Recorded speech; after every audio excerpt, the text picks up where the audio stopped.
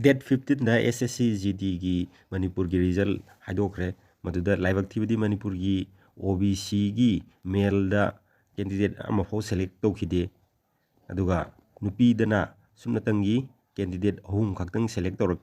female gi total vacancy si 42 ni maduda makhoina total da select tawra isi candidate 27 khaktani aduga male gi total Manipur gi oina vacancy sina 555 maduda makhoina select tawra isina 233 lemhori ba khoi vacancy dagi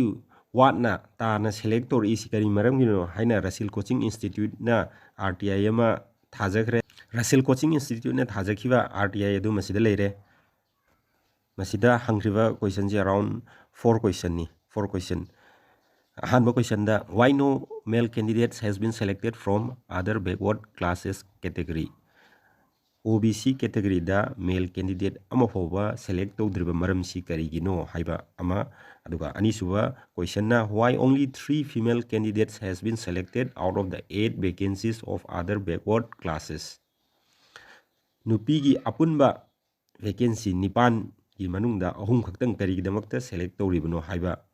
amane aduga ahum suba question da why only 27 female candidates has been selected out of 42 vacancies of female in Manipur da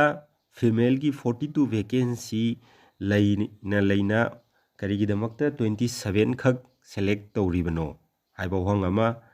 And the next and last question is why only 233 male candidates has been selected out of 555 vacancies of male in Manipur gi male gi vacancy si 2022 gi examination gi oina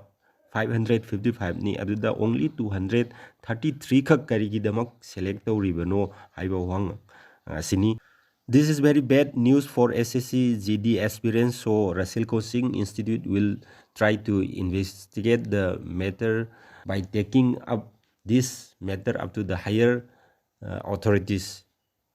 So let's hope for the best. Subscribe to our YouTube channel Rasil Education for central government job exams and other important tips, shortcut methods, knowledge, job notification updates, etc.